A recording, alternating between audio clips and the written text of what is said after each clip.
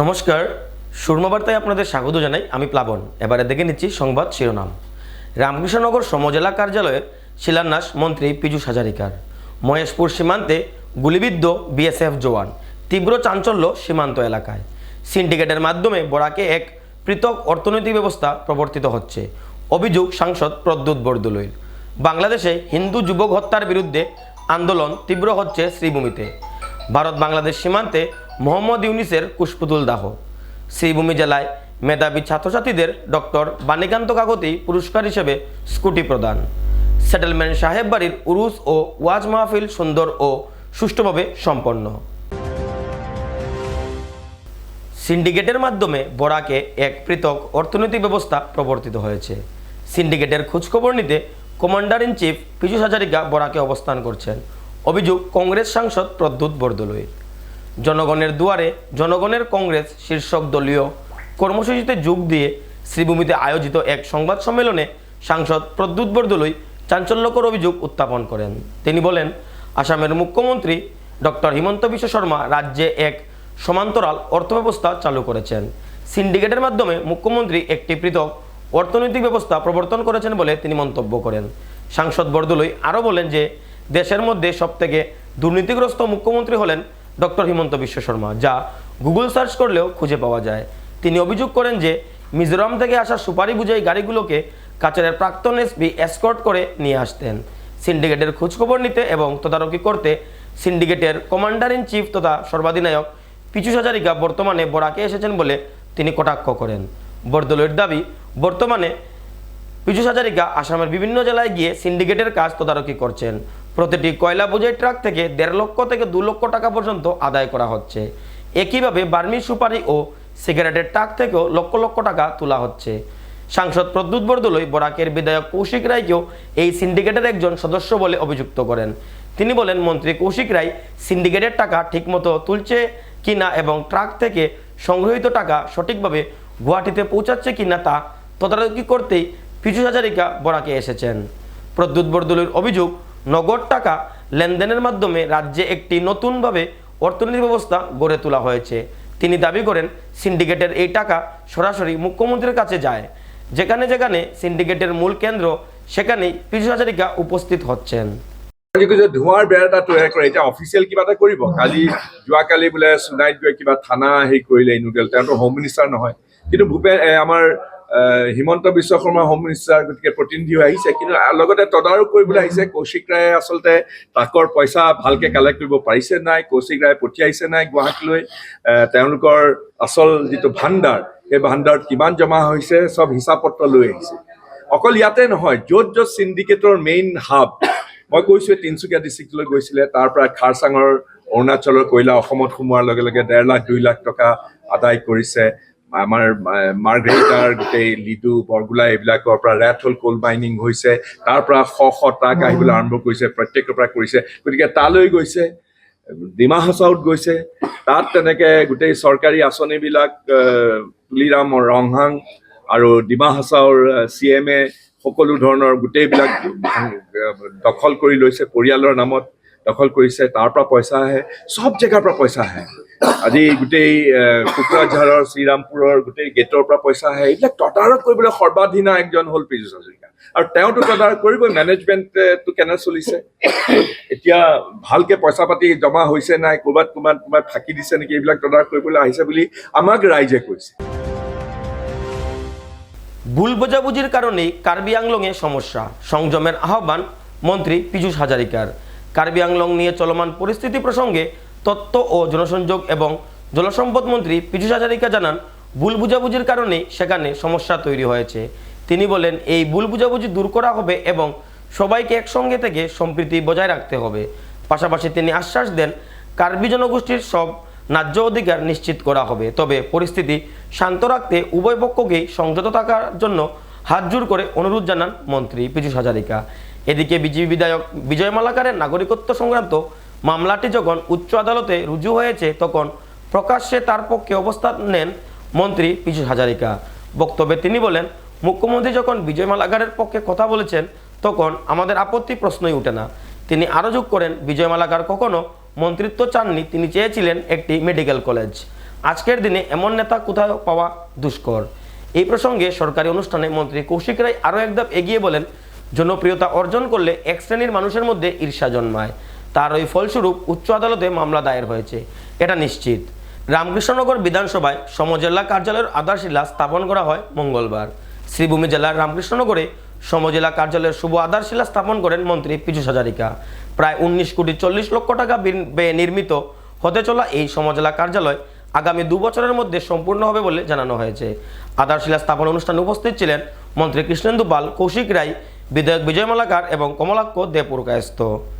মাননীয় মুখ্যমন্ত্ৰী ডাঙৰীয়াই সমষ্টিয়ে যি সমজিলা গঠন কৰাৰ সিদ্ধান্ত ল'লে তাৰ কাৰণে ৰাইজৰ বহুত সুবিধা হৈছে। বিশেষকৈ মই আকৌ ক'লোঁ, ৰামকৃষ্ণনগৰ সমষ্টিৰ বৰ্ডাৰৰ পৰা শ্ৰীভূমি জিলাৰ জিলা সদৰলৈকে প্ৰায় 100 কিলোমিটাৰ মানুহৰ বহুত কষ্ট হৈছিল, এতিয়া কষ্ট লাঘৱ হৈছে। এই কথা জানি অত্যন্ত সুখী হৈছোঁ। কিমান দিনৰ ভিতৰত বিল্ডিঙৰ কামখন 1.5 বছৰ 2 বছৰৰ ভিতৰত হৈ যাব। খুব ভাল বিল্ডিং হ'ব। মই ইতিমধ্যে তাৰ নক্সা দেখিছোঁ। আপোনালোক সকলোৱে এই বিল্ডিংটো হৈ উঠিলে অত্যন্ত সুখী হ'ব।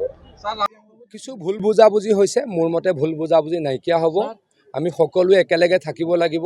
সকলোৰে অধিকাৰ লৈ কাৰ্বিসকলৰ অধিকাৰ গুৰুত্বপূৰ্ণ, বাকী সকলোৰো অধিকাৰৰ কথা আছে। ভুল বুজাবুজি নহওক, সকলোকে মই হাতযোৰ কৰি অনুৰোধ জনাইছোঁ। কেনেকৈ বিনিয়োগ অসমলৈকে আহিছে সকলোৱে দেখিছে। মই ইতিমধ্যে কৈছোঁ, ছেমি কণ্ডাক্টৰ ইণ্ডাষ্ট্ৰী আহিছে, আমাৰ নামৰূপ কাৰখানাৰ এক্সপেনশ্যন হৈছে, থাৰ্মেল প্ৰজেক্টছ আহিছে, বহুত প্ৰজেক্ট আহি আছে, পাইপলাইনত আছে। প্ৰায় 5.5 লাখ কোটি টকাৰ বিনিয়োগ অসমত এডভান্টেজ আছাম টুৰ যোগেদি আহিছে। অকল গুৱাহাটী মহানগৰীত 13-14খন 5 ষ্টাৰ হোটেলৰ কাম চলি আছে। গতিকে ইয়ে সূচায় যে অসমৰ উন্নয়ন তীব্ৰ গতিত হৈছে। এয়াৰপৰ্ট আপোনালোকে দেখিছে, ছেমি কণ্ডাক্টৰ ইণ্ডাষ্ট্ৰী দেখিছে। গতিকে অসম আগুৱাই গৈছে। ডেফিনেটলি বৰাক ভেলীও আগুৱাই যাব। বৰাক ভেলী আমাৰ প্ৰাণৰ, বৰাক ভেলী আমাৰ মৰমৰ। অসমৰ অন্য অঞ্চলৰ লগে লগে বরাক ভ্যালিরও ডেফিনেটলি উন্নয়ন হবে। টিকিট আটকানো সম্ভব নয়, যখন দেখেছেন যে বিজয় মালাকারকে আটকানো সম্ভব নয়, তো কোর্টে মোকদ্দমা করে বিভিন্ন রকমের বানচাল করার ব্যবস্থা করেছেন।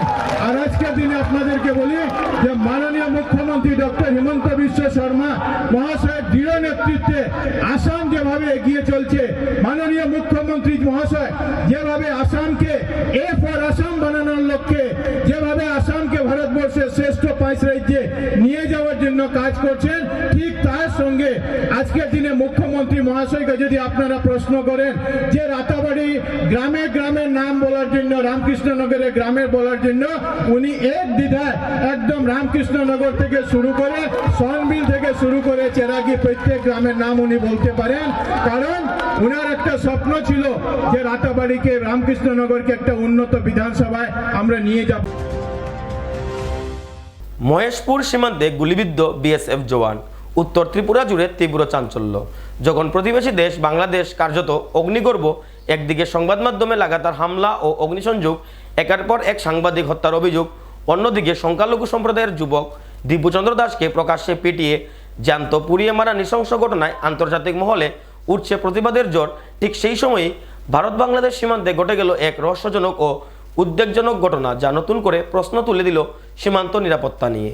সোমবার রাতে ত্রিপুরার উত্তর জেলার ধর্মনগর মহকুমার মহেশপুর সীমান্ত এলাকায় কর্তব্যরত অবস্থায় গুলিবিদ্ধ হন 97 নম্বর ব্যাটালিয়নের বিএসএফ জওয়ান বিপিন কুমার। রক্তাক্ত অবস্থায় সহকর্মীরা তাকে উদ্ধার করে দ্রুত হাসপাতালে নিয়ে যান। ধর্মনগর জেলা হাসপাতালে প্রাথমিক চিকিৎসার পর জওয়ানের শারীরিক অবস্থা আশঙ্কাজনক হয়ে ওঠায় তাকে উন্নত চিকিৎসার জন্য আগরতলার জিবি হাসপাতালে রেফার করা হয়। হাসপাতালের কর্তব্যরত চিকিৎসক প্রসূন ভট্টাচার্য জানান, গুলিবিদ্ধ বিএসএফ জওয়ানের অবস্থা আশঙ্কাজনক ছিল। তার বাম হাতের উপরের অংশে 2টি গুলি লাগার স্পষ্ট চিহ্ন রয়েছে। উন্নত চিকিৎসার জন্য তাকে আগরতলায় পাঠানো হয়েছে। তবে সবচেয়ে বড় প্রশ্ন, কিভাবে, কোন পরিস্থিতিতে এবং কোথা থেকে গুলি আসলো? এখন পর্যন্ত এই বিষয়ে কোনো স্পষ্ট তথ্য সামনে আসেনি।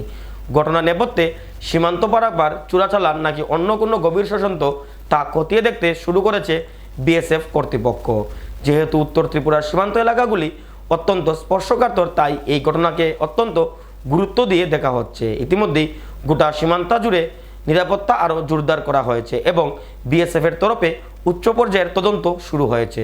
সব মিলিয়ে একদিকে বাংলাদেশের অস্থির রাজনৈতিক ও সামাজিক পরিস্থিতি, অন্যদিকে সীমান্তে বিএসএফ জওয়ান গুলিবিদ্ধ হওয়ার ঘটনায় গোটা উত্তর ত্রিপুরা তথা ভারত বাংলাদেশ সীমান্ত জুড়ে তৈরি হয়েছে তীব্র চাঞ্চল্য ও উৎকণ্ঠার পরিবেশ। আচ্ছা, আজকে একটা পেশেন্ট বিপিন কুমার 35 বছর, মেল, বিএসএফ 97 ব্যাটালিয়নে আছে, আইসি ইমার্জেন্সি ডিপার্টমেন্টে with fire history of firearm ইঞ্জুরিটা হয়েছে লেফট সোলজার এরিয়াতে। আমরা 2টা এন্ট্রির মতো উন্ড পাইছি এবং 2টা বার হয়ে গেছে এরকমও উন্ড পাইছি। প্রথমত পেশেন্টের কন্ডিশনটা খুবই ক্রিটিক্যাল আছে। আমরা প্রাইমারি ম্যানেজমেন্ট করার পরে এখন পেশেন্ট মোটামুটি স্টেবল আছে। সিটি স্ক্যান করতে পাঠাইছি, সিটি স্ক্যান করিয়া এর বাকি ম্যানেজমেন্ট করার লাগে আমরা আগরতলা পাঠাই। আর আপাতত মোটামুটি স্টেবল আছে পেশেন্ট। স্যার হোলটা কি ফায়ারিং এ গুলির? মোস্ট প্রবলি ফায়ারিং এর। এটা 2টা এন্ট্রি যাবো, এটা গুলিরই এন্ট্রি। বাংলাদেশে হিন্দু যুবক হত্যার প্রতিবাদে শ্রীভূমিতে বিশ্ব হিন্দু পরিষদ ও বজরং দলের মশাল মিছিল। আসাম সীমান্ত থেকে মাত্র 90 কিলোমিটার দূরে বাংলাদেশের ময়মনসিংহ জেলার ভালুকায় হিন্দু যুবক দীপুচন্দ্র দাসের নির্মম হত্যাকাণ্ডকে কেন্দ্র করে ভারত বাংলাদেশ সীমান্তবর্তী শ্রীভূমি জেলায় ক্রমশ তীব্রতর হচ্ছে প্রতিবাদী আন্দোলন।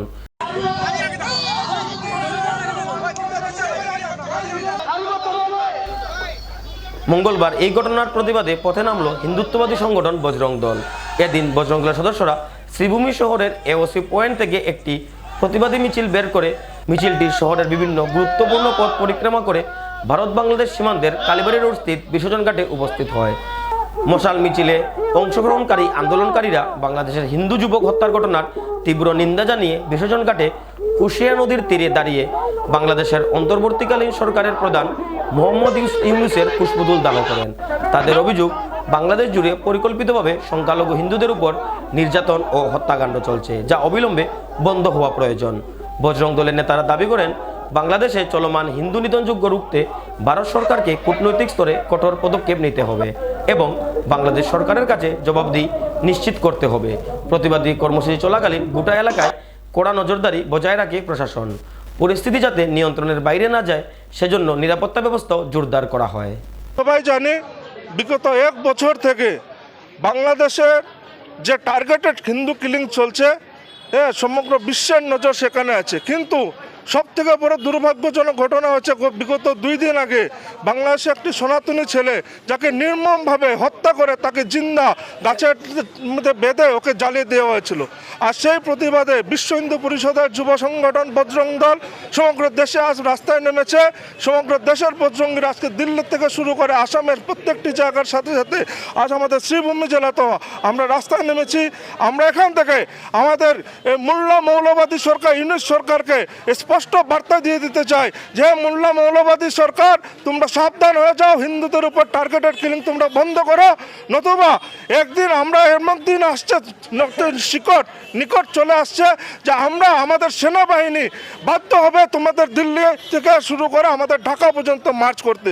আর যেদিন হবে সেদিন তোমরা স্বপ্ন দেখছো আমাদের 7 সিস্টার নেওয়ার, তাহলে বলে রাখছি বজরং দল স্বপ্ন দেখছে ঢাকার সংসদ ভবনের উপর আমাদের তিরঙ্গাকে না শুধরাও, তাহলে তোমাদের শুধরানোর জন্য আমাদের ইন্ডিয়ান আর্মি এবং ইন্ডিয়ার আমরা আমাদের সকল লক্ষ লক্ষ বজরঙ্গী রাষ্ট্রবাদী ভাইরা আমরা একসাথে মার্চ করব এবং ঢাকাতে আমাদের তিরঙ্গা সেখানে লহরিয়ে দেব।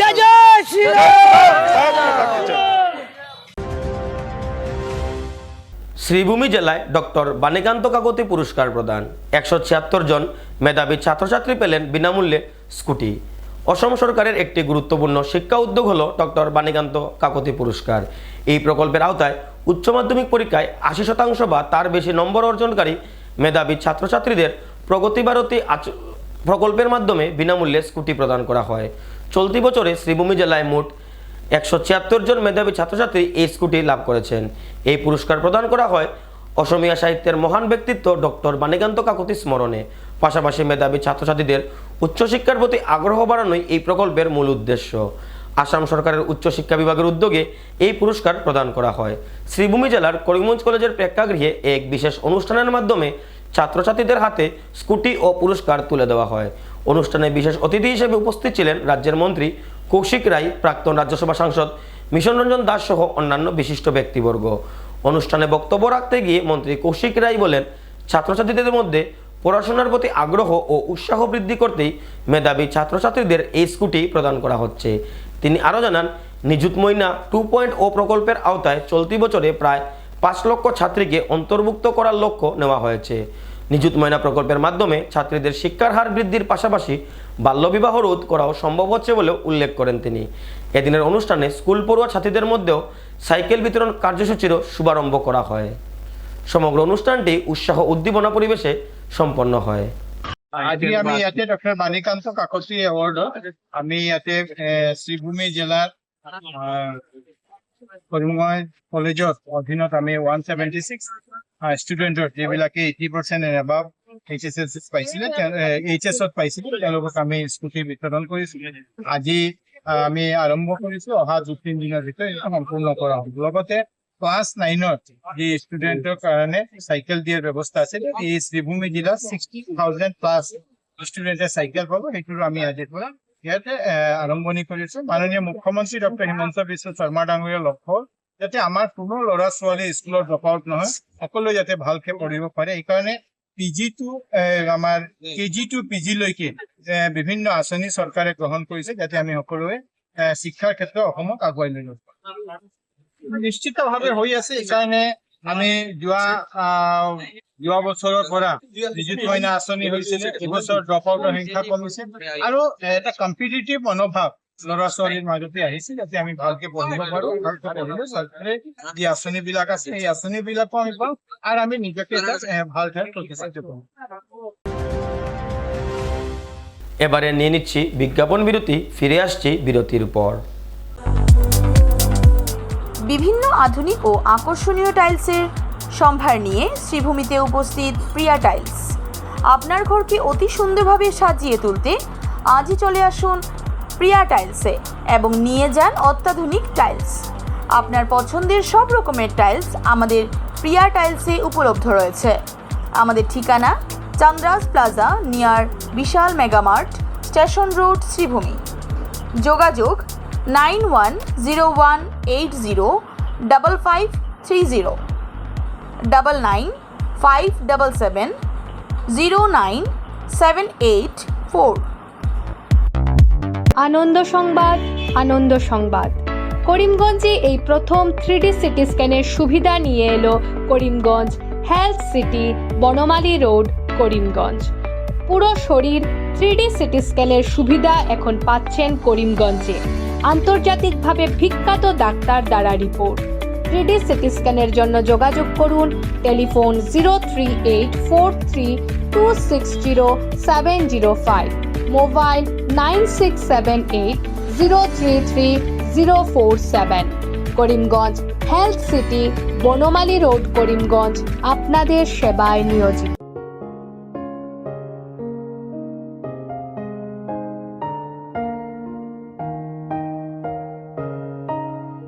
চিকিৎসা সেবায় নতুনত্ব নিয়ে হাজির নিউ লাইফলাইন হাসপাতাল। অত্যাধুনিক প্রযুক্তিতে এখানে pinhole surgery, gallbladder, appendix surgery করা হয়। শিলচর মেডিকেল কলেজের সার্জারি বিভাগের অতিরিক্ত প্রফেসর ডক্টর RC শ্যাম সার্জারিগুলি করবেন। তাছাড়া তিনি প্রতি শনিবার বিকেল 3টে থেকে OPD-তে রোগী দেখবেন। রয়েছেন শিশুরোগ বিশেষজ্ঞ ডক্টর গুলজার হোসেনও।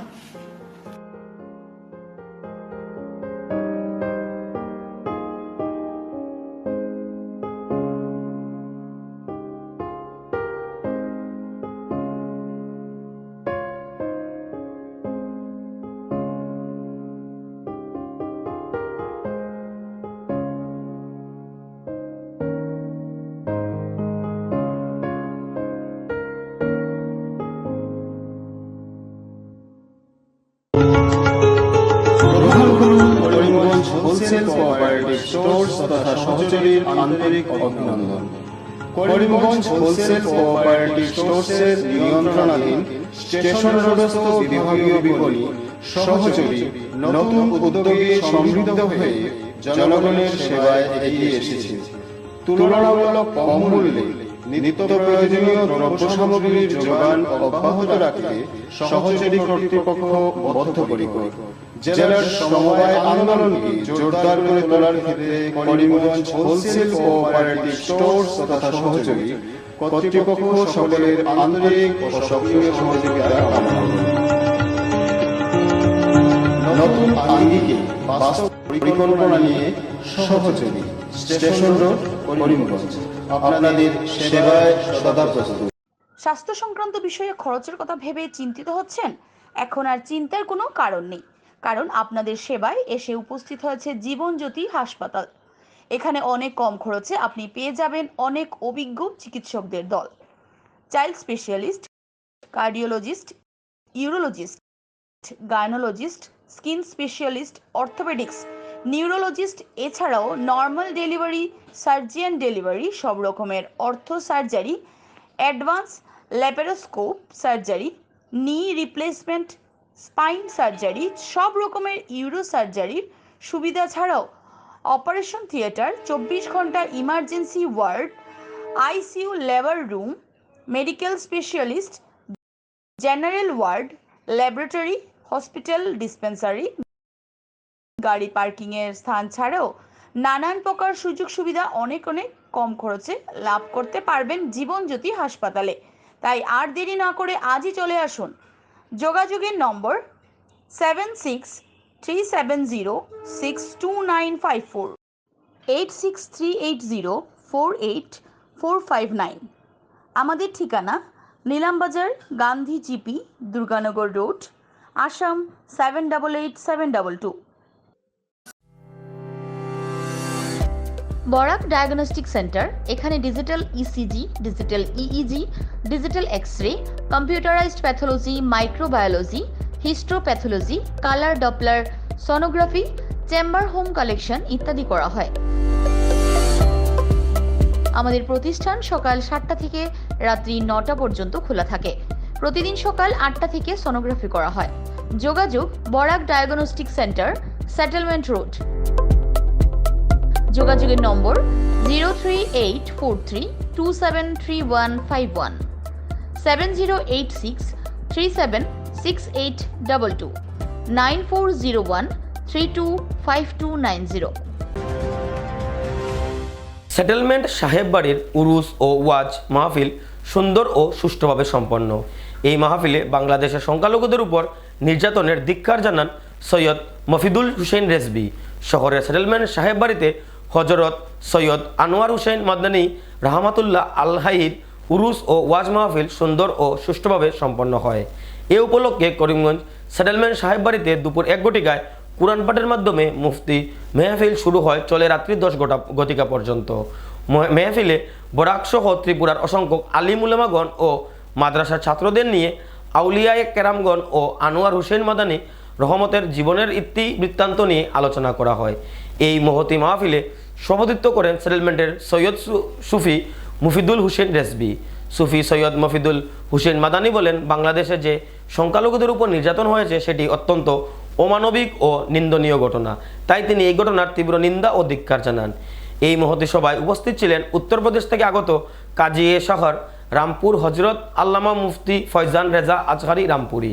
উনি তার সারগর্ব বক্তব্যে বলেন, তারা সুফিবাদীকে বিশ্বাস করে, তারা আউলিয়া কেরামদের ভালোবাসেন, তারা উগ্রবাদকে কখনোই সমর্থন করেন না, তারা সবসময় শান্তি আমন বজায় রেখে থাকতে চান। সর্বশেষে দেশ ও জাতির কল্যাণ কামনা সহ বিশ্বশান্তি কামনা করে বিশেষ মুনাজাত করে মাহফিলের ইতি টানেন শাহ সুফি সৈয়দ মফিদুল হুসেন রেজবি। আজ 3 দিন আগে দেখছি বাংলাদেশের একটা চিত্র, অমানবিক, যেটা মানে বসায় পাওয়ার মতো নয়। এর কিছুদিন আগে দেখছি একজন পীর সাহেব, উনারে খবরস্থ করা হয়েছে, খবরটাকে তুলিয়া নিয়ে ওরে জ্বালানি হয়েছে ওপেন রাস্তার মধ্যে। কিছুদিন 2 দিন 3 দিন 18 তারিখ দেখলাম বাংলাদেশের জমিনও তারা আমার হিন্দু বাইরে নিয়ে মারিয়া গাছও লট্টাইয়া গেলাই দিছে। ওটার নাম ইসলাম, ওটার নাম ইসলাম। ইসলামে ওটা শিখাইছে। আপনার প্রফেটর হাদিস কই আমি, আল্লাহর নবী জনাবে মুহাম্মদ রাসূলুল্লাহ সাল্লাল্লাহু আলাইহি ওয়াসাল্লামে কইলা, কোন সংখ্যাগরিষ্ঠ মুসলিম এলাকায় যদি কোনো অমুসলিমের উপর অত্যাচার করা হয়, তাহলে আমি নবী মুহাম্মদ রাসূলুল্লাহ হাসরের দিন মুসলমানদের বিপক্ষে নালিশ জানাবো। আল্লাহ হাদিস, সহিহ হাদিস। আমার নবীও কইলা, যদি কোনো সংখ্যাগরিষ্ঠ এলাকা থাকে আর কোনো হিন্দু ভাই হোক খ্রিস্টান ভাই হোক, তার উপরে যদি আপনি অত্যাচার করেন, তাই না হাসরের দিন শেষ বিচারের দিন আপনার বিরুদ্ধে নালিশ জানাইবা আল্লাহর দরবারে। বুখারী শরীফের হাদিস এক ইহুদি মানুষের জানাজা লইয়া দেওয়া নবীজি খেজুর গাছের নিচে তার সাহাবী হল লইয়া বইয়া গল্প কররা এক ইহুদি মানুষের জানাজা মরা ডেড বডি লইয়া দেওয়া আল্লাহ নবী খাওয়া হয়ে গেছে ঠিক না স্যার সবাই জানেন কিন্তু আমরা সব মুসলমানে জানি নবীজি খাওয়া হয়ে গেছে খাওয়া হওয়ার বাদে জনতা যখন তাদের ক্রস করে গেছে গিয়া তখন বইছে পর বাদে সাহাবী হলে দিকে আইসেন ইয়া রাসূলুল্লাহ এটা তো ইহুদির জনতা আপনি এখানে খাওয়া হইলেন আল্লাহ নবীয়ে কইছেন সব মরারে তুমি সম্মান করো এখানে আলী মুখাল আসুন সব মৃতরে তুমি সম্মান করো এখানে হিন্দু আইছে না মুসলিম আইছে না খ্রিস্টান আইছে না ওই কারণে যে হিংসা আমরা হিন্দুস্তানের মুসলমান এখনো বহুত ভালো আমরা হিন্দুও ভালো এই সমস্ত নোংরামি যেটা এটা অমানসিক অত্যাচার আমার খান্দা আইছে আমি দেখিয়া আমি যখন দেখেছি আল্লাহর আরো সাক্ষী করে কইয়া আমার চোখে দি ভানি আই গেছে আমি আমার উপরে আনছি যে আমার এক বাচ্চার যদি আই এইরকম নৃশংস হত্যা করা হইতো তাহলে কি হইতো এই পাষণ্ড এই দীক্ষার যারা এই মুসলমানগুলাকে এই যারা বাংলাদেশি যারা এই একটা দল মানুষ কেবাখারা উগ্রপন্থী এরা দুষ্কৃতিকারী এরা মুসলমান নাই এরা মুসলমান নামের কলঙ্ক একজন মুসলমান খারাপ হয় মুসলমান যে তার চোখ দিয়া মুখ দিয়া কেউ দুঃখ দিত না তার নাম হইল মুসলমান যত সব যেমন শাহজালাল আইসি বিদেশ শাহজালাল আদর্শ রূপান্বিত হইয়া ওনাকে মুসলিম ধর্ম দীক্ষা গ্রহণ করছে কিন্তু কোনোদিন মারিয়া নাই খাটিয়া নাই তরওয়ালর জোরদি নাই প্রফেটরে মানুষে মারছেন আপনারা জানেন আমার একজনে গালিয়ার আপনি মারবেন আল্লাহকে আপনার আমার প্রফেট মোহাম্মদ সাল্লাল্লাহু আলাইহি ওয়াসাল্লামকে মানুষে মারছেন আমরা জানি কি জানি না বুদ্ধ বিষয় আজ এই ঘটনার কারণে গাইল খেখা আজ আমার হিন্দু ভাইরা খানে গালবো তো তোমার নবীরে তুমি যে এনে অত্যাচার এইগুলো নোংরামি খাট করায় গালবো ভাই হল আপনার নবীরে গালি দিব আল্লাহ নবীও কইছেন অন্য ধর্মর কোনো কিছু দেখিয়া তোমরা দেবদেবী দেখিয়া তোমরা গালি দিও না আপনারা জানেন কিন্তু জানিয়া ওই জিনিসটা হিংসার দিন এই দুষ্কৃতিকারীরা যে এই ঘটনা ঘটাইছে এই ঘটনা দিয়া স্যার আমরা ভারতের মধ্যে মাইল লাগাইতো হিন্দু মুসলমানের মধ্যে আপনারা মাইলের পক্ষে নেই জি না এই নোংরামিগুলো আমরা দেশে যাতে আয় না ভাই এখন আমি অনুরোধ করি আর আপনারা শান্ত হইন আমরা সংখ্যালঘু এই দেশে ওরা সংখ্যাগুরু হিন্দুরা সংখ্যাগুরু আমরা সংখ্যালঘু আমরা ওরা মানিয়া চলতে লাগবো ওরা মানতে লাগবো ওরা সংখ্যাগুরু আমরা সংখ্যালঘু আমার ভারত তো এখন পর্যন্ত ইলুমিনার হিংস্র কোনো ঘটনা হয়েছে না এই দেশের সনাতন যারা তারা ইলুমিনার কোনো হিংসা ঘটনা এখনো ঘটাইছে না হয়তো দুই একটা ঘটনা ঘটতে পারে কিন্তু ইলুমিনার হিংসাত্মক ঘটনা কোনোদিনও ঘটছে না আমার ভারতের মধ্যে ওটা লাগে আমরা শান্তি চলতাম শান্তির ধর্ম ইসলাম শান্তির ধর্ম কেন হয় জানোই আপনার প্রফেক্টের মাইসে মারছেন আপনারা জানেন তাইফের মধ্যে প্রফেক্টে পাথর দিয়ে চাইছেন রক্ত জড়িয়ে গেছে প্রফেক্টে কইছেন হে আল্লাহ ওদেরকে মাফ করো ওরা বুঝলেন না ভুল করছে সুরমা বার্তা আজ এ পর্যন্তই আগামীকাল আবারও দেখা হবে একই সময় একই চ্যানেলে নমস্কার।